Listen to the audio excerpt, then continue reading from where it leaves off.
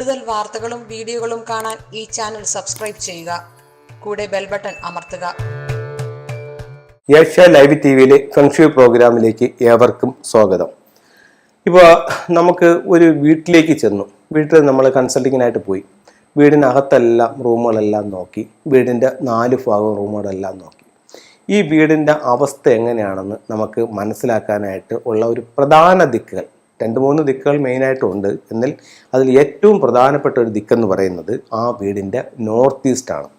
അപ്പോൾ north east എന്ന് പറയുമ്പോഴത്തേക്ക് നമുക്ക് സർവ്വ സൗഭാഗ്യങ്ങളും തരുന്നൊരു ദിക്കാണ്.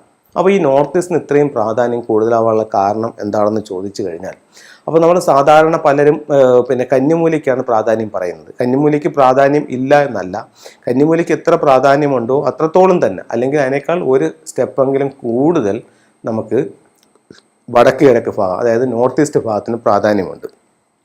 നമ്മളിപ്പോൾ ഒരു വാസ്തുവിനെ പറ്റി പഠിക്കാനായിട്ട് ചെല്ലുമ്പോൾ ഒരു വസ്തു എടുക്കുമ്പോൾ അല്ലെങ്കിൽ ഒരു വീടിന്റെ പ്ലാൻ എടുക്കുമ്പോൾ അതിനകത്തൊരു വാസ്തുപുരുഷനുണ്ട് എന്നൊരു സങ്കല്പമുണ്ട്. അപ്പോഴത്തേക്ക് ആ വാസ്തുപുരുഷൻ കിടക്കുന്നത് ശിരസ് വടക്ക് കിഴക്ക് ഭാഗത്തും പാദം തെക്ക് പടിഞ്ഞാറ് ഭാഗത്തും വെച്ചിട്ട് ഒരു ഭീമാകാരനായ ഒരു മനുഷ്യൻ ആ ഒരു സ്ക്വയറിനകത്ത് കിടക്കുന്നു എന്നുള്ളതാണ് സങ്കല്പം. അപ്പോൾ നമുക്ക് അതിനകത്തൊരു പിക്ചർ ഇതിനകത്ത് വരച്ച് കാണിച്ചാകും. ഇതിനകത്ത് വാസ്തുപുരുഷനായിട്ടൊരു പിക്ചർ കാണിച്ചിരിക്കും. അപ്പം ഇദ്ദേഹത്തിന്റെ കാല് വരുന്ന ഭാഗമുണ്ട്, കൈ വരുന്ന ഭാഗമുണ്ട്, നാഭിയുടെ ഭാഗമുണ്ട്, അങ്ങനെ ശിരസ് വരുന്ന ഭാഗങ്ങൾ, അങ്ങനെ ഓരോ ഇതും അതിനകത്ത് നമ്മൾ മാർക്ക് ചെയ്തിട്ടുണ്ട്. അപ്പോൾ ഇതിൽ ഇദ്ദേഹത്തിന്റെ ശിരസ് വരുന്ന ഭാഗം എന്ന് പറയുന്നത് വടക്ക് കിഴക്കാണ്. അപ്പോഴത്തേക്ക് നമ്മളെ തന്നെ എടുക്കുമ്പോൾ നമുക്ക് ഏറ്റവും പ്രാധാന്യമുള്ളൊരു ഭാഗം ഏതാണ്? നമ്മുടെ ശിരസ് തന്നെയാണ്. അപ്പോൾ ആ ശിരസ് വരുന്ന ഭാഗം വീട്ടിനും അതിൻ്റെതായിട്ടുള്ള പ്രാധാന്യമുണ്ട്. അപ്പോൾ ഇത് വാസ്തു നിയമങ്ങൾ പറയപ്പെടുന്ന കാലഘട്ടത്തിൽ ഈ ദിക്കിന് അത്രത്തോളം പ്രാധാന്യം ഉള്ളത് കൊണ്ടായിരിക്കാം ഒരുപക്ഷെ ആ ഒരു ഭാഗത്ത് ശിരസ് കൊടുത്തുകൊണ്ട് ആ ഒരു പ്ലാൻ തയ്യാറാക്കിയിരിക്കുന്നത്. അപ്പോൾ വടക്ക് കിഴക്ക് ഭാഗത്ത് നമുക്ക് ശിരസ് വരുമ്പോൾ, വാസ്തുപുരുഷന്റെ ശിരസ് വരുമ്പോൾ, അപ്പം അത് നമുക്ക് വളരെ പ്രാധാന്യമുള്ളൊരു ദിക്കാണ്. അപ്പം നമ്മളൊരു വീടെടുത്തപ്പോൾ വീടിനെ സ്ക്വയറോ റെക്ടാങ്കിൾ ഷേപ്പിലേക്കോ കൊണ്ടുപോകുമ്പോൾ വീടിന്റെ വടക്ക് കിഴക്ക് ഭാഗം നഷ്ടപ്പെട്ടു പോയി. വീടിന്റെ വടക്ക് കിഴക്ക് ഭാഗം എങ്ങനെ നഷ്ടപ്പെട്ടു പോയെന്ന് പറഞ്ഞു കഴിഞ്ഞാൽ, നമ്മൾ ഇതിനെ ഒരു സ്ക്വയർ ആക്കി എടുക്കുന്നു. അപ്പോൾ ഇത് ഞാൻ സ്ക്വയർ ആക്കിയപ്പോൾ ഇതിനെ നമ്മൾ 9 ഡിവൈഡ് ചെയ്തിട്ട് ഇത് തെക്ക്, വടക്ക്, പടിഞ്ഞാറ്, കിഴക്ക്, തെക്ക് കിഴക്ക്, തെക്ക് പടിഞ്ഞാറ്, വടക്ക് പടിഞ്ഞാറ്, വടക്ക് കിഴക്ക്. അപ്പം ഇതിനകത്തൊരു വാസ്തുപുരുഷനുണ്ട്. ശിരസ് വടക്ക് കിഴക്ക് ഭാഗത്ത്, പാദം തെക്ക് പടിഞ്ഞാറ് ഭാഗത്ത്. ഇങ്ങനെയാണ് വാസ്തുപുരുഷൻ കിടക്കുന്നത്.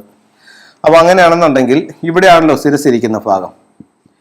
അപ്പം ഈ വീട് അവർ പണി കഴിപ്പിച്ചപ്പോൾ ഇത്രയും ഭാഗം വീട് ചെയ്തില്ലാതെ വന്നപ്പോൾ ഏത് ഭാഗം പോയി? വടക്ക് കിഴക്ക് ഭാഗം പോയി. വടക്ക് കിഴക്ക് ഭാഗം പോയപ്പോൾ എന്താ സംഭവിച്ചത്? ശിരസ് നഷ്ടപ്പെട്ടു പോയി. പിന്നെ ഈ വീടിന് അഭിവൃദ്ധിയുണ്ടോ? അഭിവൃദ്ധിയില്ല. അപ്പം വടക്ക് കിഴക്ക് ഭാഗം, അപ്പോൾ വടക്ക് കിഴക്ക് ഭാഗത്ത് വാസ്തുപുരുഷന്റെ ശിരസ് ഇരിക്കുന്നു. അവിടെ ഗൃഹനാഥന്റെ അഭിവൃദ്ധി, മൂത്ത മകന്റെ അഭിവൃദ്ധി, അത് കഴിഞ്ഞിട്ട് ഫെങ്ഷുയി പ്രകാരം പറയുകയാണെങ്കിൽ വിദ്യാഭ്യാസത്തിന്റെ ദിക്ക്, ഇതൊക്കെ വടക്ക് കിഴക്കാണ്. അപ്പോൾ വടക്ക് കിഴക്ക് ഭാഗം ഒരു വീട്ടിൽ എത്രത്തോളം നീറ്റ് ആൻഡ് ക്ലീൻ ആക്കി സൂക്ഷിക്കുന്നുവോ, അല്ലെങ്കിൽ ആ ഭാഗത്തിന്റെ പറയപ്പെടുന്ന കാര്യങ്ങൾ, കിണർ, അങ്ങനെയുള്ള കാര്യങ്ങളൊക്കെ അവിടെ വന്നിട്ടുണ്ടെന്നുണ്ടെങ്കിൽ ഉറപ്പായിട്ടും ആ വീട് നല്ല പ്രോസ്പെരിറ്റിയിലേക്ക് പോകും.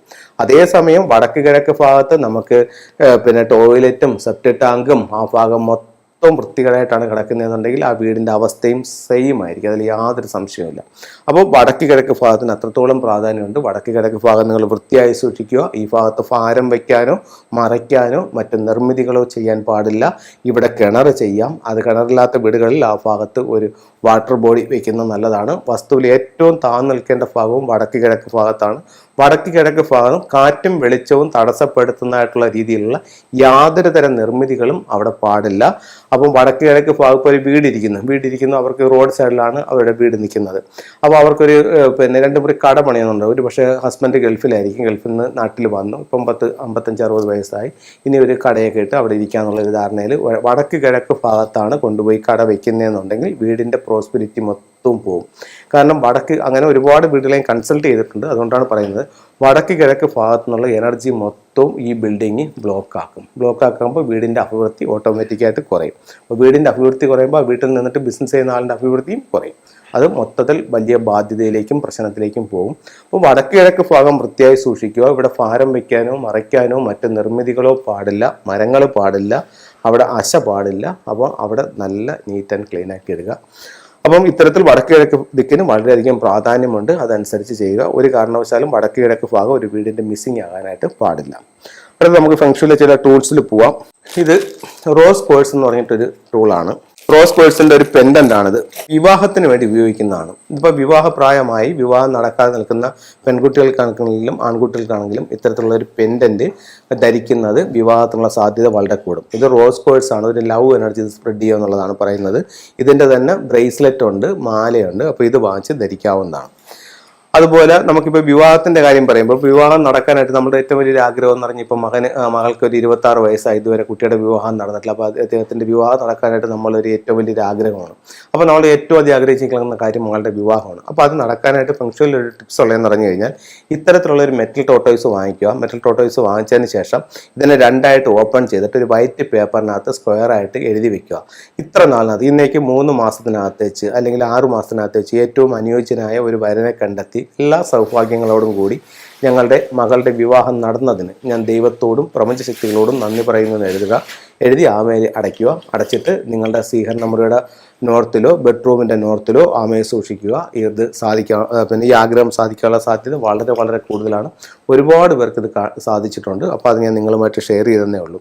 അടുത്തത് നമുക്ക് തൊഴിൽപരമായിട്ട് ഒരു അഭിവൃദ്ധി ഉണ്ടാകാനായിട്ട് സ്വീകരണ മുറിയുടെ വടക്ക് വശത്ത് ഈ അരോന മത്സ്യത്തിൻ്റെ സ്റ്റാച്ചു വയ്ക്കാനാണ്.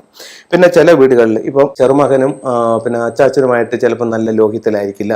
ഇവർ തങ്ങളിൽ ചിലപ്പോൾ അഭിപ്രായ വ്യത്യാസങ്ങൾ കാണും. അപ്പം 3 തലമുറയുടെ ഐക്യത്തിന് വേണ്ടിയിട്ട് ഇത്തരത്തിലുള്ള ഒരു ടോട്ടോയി നിങ്ങളുടെ വീടിൻ്റെ വടക്ക് ഭാഗത്ത് സ്വീകരണ മുറിയുടെ വടക്ക് ഭാഗത്ത് സൂക്ഷിക്കുന്നത് ഇവർ 3 തലമുറയിൽപ്പെട്ട ആൾക്കാരും തങ്ങളിൽ പരസ്പര സ്നേഹത്തോടെ ഐക്യത്തോടെ പോകാനായിട്ട് ഇത് വളരെ നല്ലൊരു ടൂളായിട്ട് ഫംഗ്ഷനിൽ കണക്കാക്കുന്നുണ്ട്. വിദ്യാഭ്യാസപരമായിട്ട് അഭിവൃദ്ധി ഉണ്ടാവാനായിട്ട് പഗോഡ ടവർ വാങ്ങിച്ചിട്ട് പഠിക്കുന്ന ടേബിളിൻ്റെ വടക്ക് കിഴക്ക് ഭാഗത്ത് വെക്കാവുന്നതാണ്. അപ്പോൾ ഇത്തരത്തിലുള്ള ഓരോ ചിത്രങ്ങളും രൂപങ്ങളും നിങ്ങളുടെ ജീവിതത്തിൽ വലിയ വിജയങ്ങൾ ഉണ്ടാക്കട്ടെ എന്ന് പ്രാർത്ഥിച്ചുകൊണ്ട് നിർത്തുന്നു. നന്ദി, നമസ്കാരം.